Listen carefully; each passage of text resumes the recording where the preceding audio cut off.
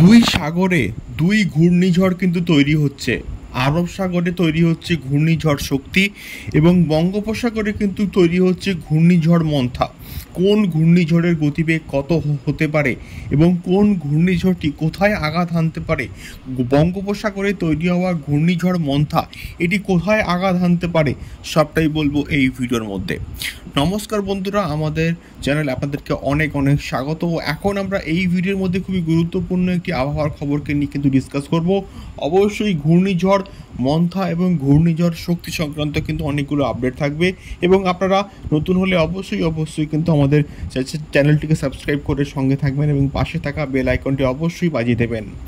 এখনকার সবথেকে গুরুত্বপূর্ণ খবর, ঘূর্ণিঝড় মন্থা এবং ঘূর্ণিঝড় শক্তি কিন্তু তৈরি হচ্ছে দুই সাগরে, অর্থাৎ আরব সাগরে কিন্তু তৈরি হচ্ছে ঘূর্ণিঝড় শক্তি। তার কারণটা হচ্ছে এটি কিন্তু ঘূর্ণিঝড় মন্থার আগে কিন্তু তৈরি হচ্ছে এবং এটার নামকরণ কিন্তু করেছে শ্রীলঙ্কা এবং এর পরবর্তীকালে বঙ্গোপসাগরে কিন্তু তৈরি হতে পারে আর একটি নতুন ঘূর্ণিঝড়, যার নাম হচ্ছে গিয়ে মন্থা। এবং এই মন্থা ঘূর্ণিঝড়টি কিন্তু তৈরি হয়ে আস্তে আস্তে কিন্তু দুই বাংলার দিকে কিন্তু এগোতে পারে এবং বিশেষ করে দীঘা, পুরী এই উপকূলের মধ্য দিয়ে কিন্তু একটা আছড়ে পড়ার একটা সম্ভাবনা কিন্তু তৈরি হয়েছে এবং হাওয়া অফিস বা আবহাওয়া দপ্তর থেকে এই খবরটা কিন্তু জানানো হয়েছে যে এই ঘূর্ণিঝড়টি যখন আছড়ে পড়বে বা এটি যখন ল্যান্ডফল প্রক্রিয়া শুরু হবে, তখন সেই ঘূর্ণিঝড়ের গতিবেগ এক্স্যাক্টলি কত হবে এখন থেকে কিন্তু বলা সম্ভব নয়।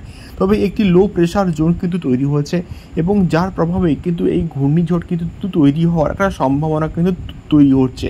যদি এই ঘূর্ণিঝড়টি তৈরি নাও হয় তাহলে কিন্তু অতি গভীর নিম্নচাপ হয়ে আমাদের দুই বাংলাতে কিন্তু প্রবেশ করতে পারে এবং যার হাত ধরেই কিন্তু অতিবৃষ্টি বা আমাদের বর্ষার আগমন কিন্তু ঘটতে পারে, এমনটাও কিন্তু হাওয়া অফিসের বিশেষজ্ঞরা কিন্তু আন্দাজ করছেন। দেখা যাক, এবং আমরা অবশ্যই লাইভ চেকিং করব এবং অবশ্যই আপনাদের সঙ্গে থাকুন। দেখা হচ্ছে পরবর্তী ভিডিওতে ওয়েদার রিপোর্ট সংক্রান্ত আরও অনেক খবর নিয়ে।